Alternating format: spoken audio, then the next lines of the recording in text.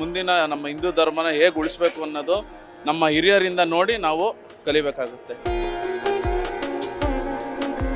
Same ಅಲ್ಲಿ ಅಯೋಧ್ಯೆ ರಾಮ ಮಂದಿರ ಹೇಗಿದೆ ಅದೇ ಕಡೆ ತರ ಇದೆ.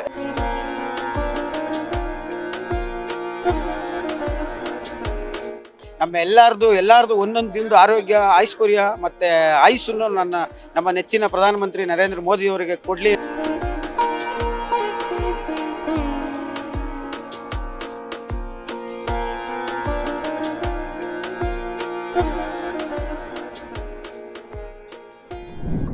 ರಾಮ ಮಂದಿರ ಎಷ್ಟು ಹೋರಾಟದ ನಂತರ ಇವಾಗ 1 ವರ್ಷ ಪೂರೈಸಿದೆ, ಏನ್ ಹೇಳ್ತೀರಾ ಇದ್ರ ಬಗ್ಗೆ?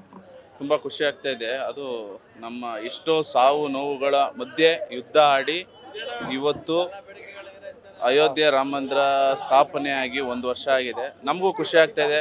ನಮ್ಮಂಥ ಯುವಕರಿಗೆ ಒಂದು ಮುಂದಿನ ನಮ್ಮ ಹಿಂದೂ ಧರ್ಮನ ಹೇಗೆ ಉಳಿಸ್ಬೇಕು ಅನ್ನೋದು ನಮ್ಮ ಹಿರಿಯರಿಂದ ನೋಡಿ ನಾವು ಕಲಿಬೇಕಾಗುತ್ತೆ.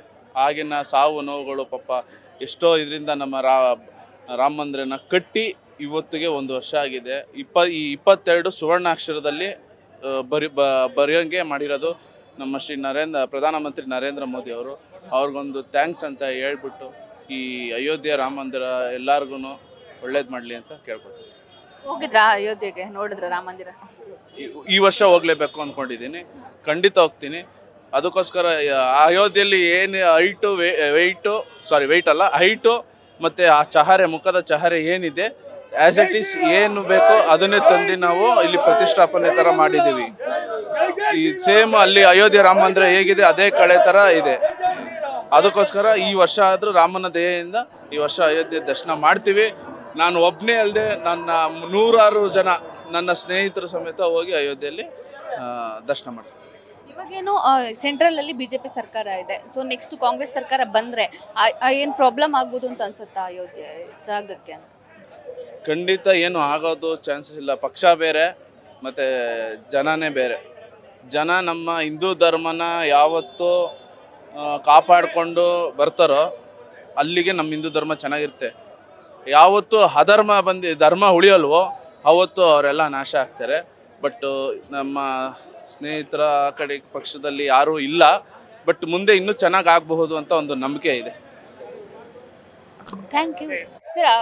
ಇವಾಗ ಅಯೋಧ್ಯೆ 1 ವರ್ಷ ಪೂರೈಸಿದೆ, ಎಷ್ಟೋ ಹೋರಾಟದ ನಂತರ ಇವಾಗ ಪೂರೈಸ್ತಾ ಇದೆ, ಎಷ್ಟು ಖುಷಿ ಆಗಿದ್ದೀರಾ, ಏನ್ ಹೇಳ್ತೀರಾ ಇದ್ರ ಬಗ್ಗೆ?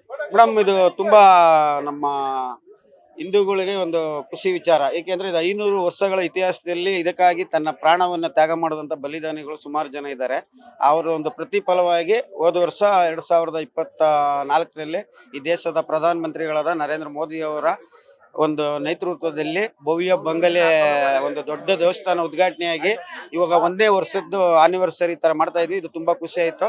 ಶ್ರೀರಾಮ ಜನ್ಮ ಹುಟ್ಟಿದ ಜಾಗದಲ್ಲಿನೇ ಶ್ರೀರಾಮ ಮಂದಿರ ನಿರ್ಮಾಣ ಮಾಡಿ ನಮ್ಮ ಇಡೀ ಭಾರತ ದೇಶಕ್ಕೆ ಒಂದು ಕಿರೀಟವನ್ನು ತಂದುಕೊಟ್ಟಿದ್ದಾರೆ. ಈ ಒಂದು 1 ವರ್ಷದ ಶುಭ ಗಳಿಗೆಯಲ್ಲಿ ನಮ್ಮ ದೇಶದ ನೆಚ್ಚಿನ ಪ್ರಧಾನಮಂತ್ರಿಗಳಾದ ನರೇಂದ್ರ ಮೋದಿ ಅವರಿಗೆ 6 ಕೋಟಿ ಕನ್ನಡಿಗರ ಪರವಾಗಿ ಧನ್ಯವಾದಗಳನ್ನು ಅರ್ಪಿಸ್ತಾ ಇದ್ದೀವಿ. ಆ ದೇವರು ಇನ್ನೂ ಅವ್ರಿಗೆ, ನಮ್ಮ ನರೇಂದ್ರ ಮೋದಿ ಅವರಿಗೆ, ಇಡೀ ನಮ್ಮ ದೇಶದಲ್ಲಿ ನಮ್ಮ ಹಿಂದೂ ದೇವಸ್ಥಾನನ ಅವರು ಇಂಪ್ರೂವ್ ಮಾಡ್ತಾ ಇದ್ದಾರೆ. ಇನ್ನೂ ಅವ್ರಿಗೆ ಆಯುಸ್ಸು, ಆರೋಗ್ಯ, ಅಧಿಕಾರ ಕೊಡ್ಲಿ.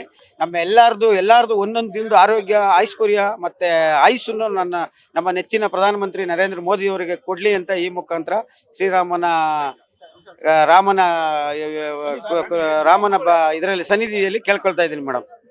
ಇನ್ನು ರಾಮ ಮಂದಿರದಲ್ಲಿ ಯಾವ ತರ ವಿಗ್ರಹ ಇದೆ ಇಲ್ಲಿ ಇಟ್ಟು ಕೂಡ ಪೂಜೆ ಮಾಡ್ತಾರೆ? ಹೌದು ಮೇಡಮ್, ರಾಮ ಮಂದಿರ ಯಾವ ತರ ಇದೆ, ನಮ್ಮ ಮೈಸೂರು ಶಿಲ್ಪಿಯವರು ಏನು ಇದು ಮಾಡಿದ್ರು ಅದೇ ಸೇಮ್ ಶ್ರೀರಾಮ ಮಂದಿರದಲ್ಲಿ ಏನಿದೆ ಶಿಲ್ಪಿ, ಇದು ರಾಮ ಮಂದಿರ ಅದೇ ತರ ಶ್ರೀರಾಮನ ಇಲ್ಲಿ ನಾವು ನಮ್ಮ ಯುವ ತಂಡದವರು ರಚನೆ ಇದು ಮಾಡಿದ್ದಾರೆ.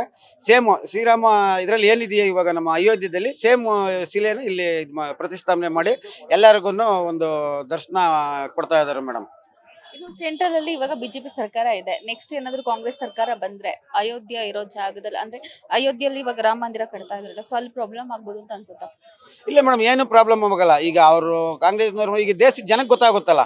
ಈಗ ಅವರು ಇಷ್ಟು ವರ್ಷ 70 ವರ್ಷ ಇದ್ರು, ಅವರು ಅಧಿಕಾರದ ಬಂದಾಗ್ಲೂ ರಾಮಂದು ಇದಕ್ಕೆ ಬಂದಾಗೆಲ್ಲ ಕಿರಿಕ್ಗಳು ಅವ್ರದೇ ಇದ್ದಿದ್ದಾಗ ಹಿಂದೆ ಮುಲಾಯಂ ಸಿಂಗ್ ಯಾದವ್ ಅವರು ಇದ್ದಾಗ ಬೇರೆ ಬೇರೆ ಅವರು ಕಾಂಗ್ರೆಸ್ ಸಪೋರ್ಟ್ ಇದ್ದಾಗೆಲ್ಲ ಅವರು ಕಿರಿಕ್ಗಳು ಮಾಡಿ ಕಟ್ಲಾಯಬಾರ್ದು ಅಂತ ಹಠ ಮಾಡಿದ್ರು.